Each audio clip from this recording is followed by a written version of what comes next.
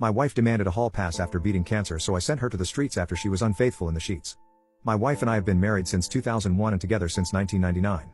She is the most intelligent, thoughtful, caring, loyal person I know, and I have always considered myself fortunate to have met and married her.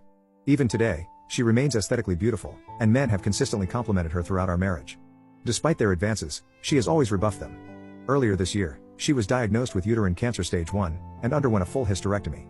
I was never concerned about the cancer. It was diagnosed early, addressed swiftly, and she made a full recovery. I took time off work to care for her after the surgery, and all seemed well.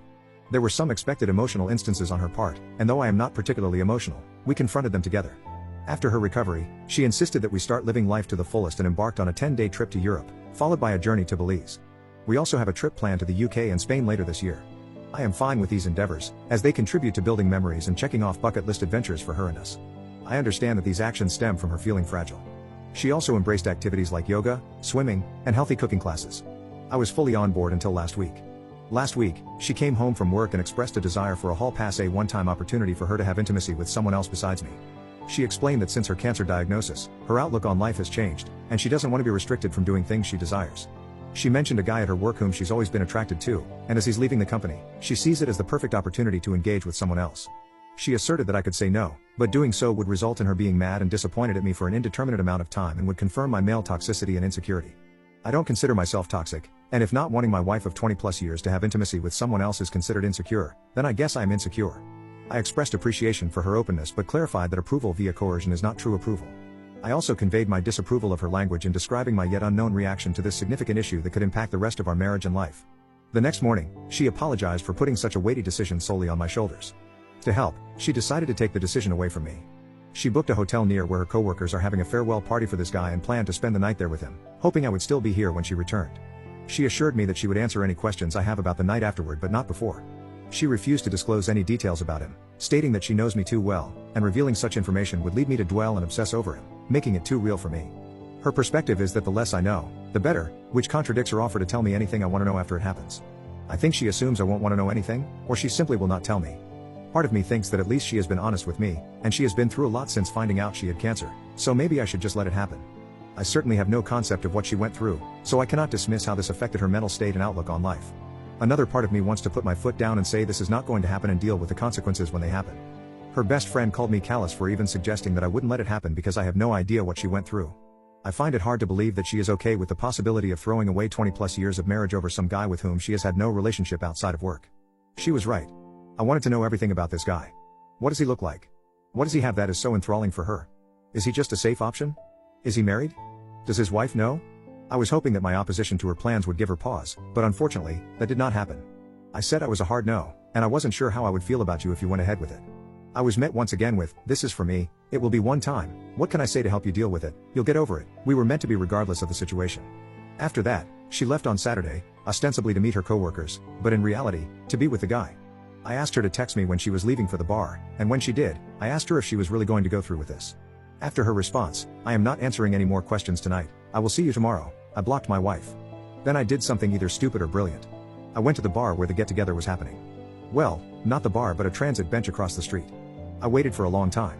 It was running through my mind leading up to this event that I needed to know who this guy was, maybe to compare myself against him, to see what he had that I didn't.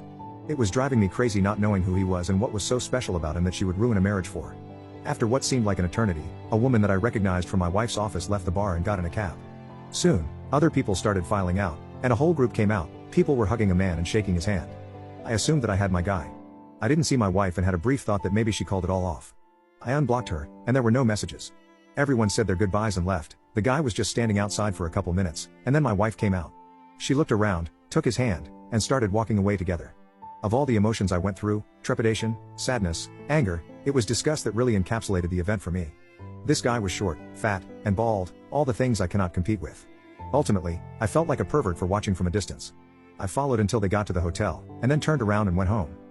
I woke up on Sunday morning and put a lock on the master bedroom door. I moved her things to the spare room and left a note asking her to find other accommodations as quickly as possible. I visited another friend who is a lawyer, and he gave me some great advice and a couple of recommendations for divorce attorneys. When I got home, and as per my friend's advice, I recorded the interaction. I was halfway up the stairs when she came up from the family room asking what was going on. "Could we talk? I thought we talked about this?" I just answered with "I am not interested in discussing this tonight" and went to bed. After not getting a response from me through the door, she left me alone. I feel kind of like a child for not talking with her and shutting the door on her, but I just couldn't look at her. On Monday, I got up and got ready for work. She was waiting for me and asked if we could discuss getting back to normal. I said, "You have been doing all the talking for the both of us for the last week, why don't you continue?" And left for work. That might have seemed cold, but compared to what she did put me through, that was lukewarm at best. My lawyer wasn't available for a few days, so I was faced with the reality of having to live with my wife in the interim. I really didn't want to go home and have any discussion, let alone a discussion about our relationship. When I did get home, I was basically ambushed by her friends and my mother-in-law. Instead of taking the remorseful approach, they decided that a full court press was what the situation warranted, and I was basically berated by them. Her best friend was definitely the ringleader, but all of them decided to say such things as, "She's been through a lot, you don't know what she's been through, you have no idea what it is like to face something like this, this was a one-time thing, at least she told you she could have hidden it from you, she will never see the guy again," and my favorite, "You are a monster for what you have been putting her through these last couple of days." I listened with a cold look on my face, and when there was a pause in their fury, I asked if they were all done now. Then I asked my wife if there was anyone in her circle of friends or anyone else that she forgot to tell about this. I quietly informed all of them that I was going to sit down with their husbands and tell them about how they were verbally abusing me, shaming me, and trying to coerce me into staying with a cheater. After I told them to leave, I said that I had no say in the entire event, and so they have no say in whether I stay or not. My soon-to-be ex-wife sort of apologized. She said that she regretted the entire thing. I said there is a difference between regret and remorse. You regret what happened because of the cause and effect. You have regret because your life will never be the same, our relationship will never be the same because you were wholly and willfully unconcerned about me and what I wanted.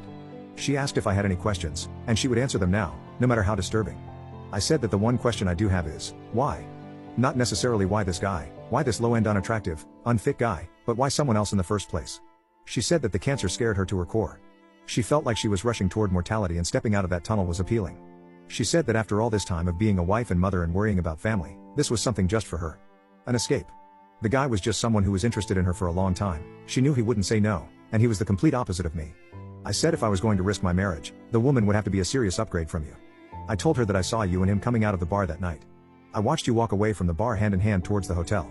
I said that you looked too familiar with each other and asked if there was something going on before all this. She said no, but who knows if that is the truth or not.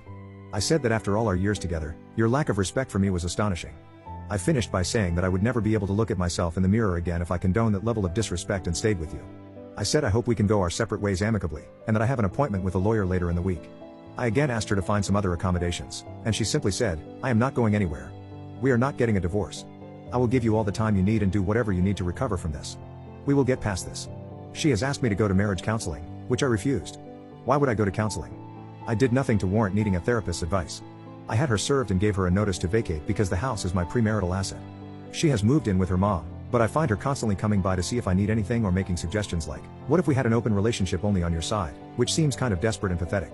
She has said that she will drag the divorce out for as long as possible but so far has been compliant. The worst part of all this is telling my daughter that we are getting a divorce and why, followed closely by her begging me to give her mom another chance. I am not sure I would have been afforded the same consideration if I was the one who was cheating.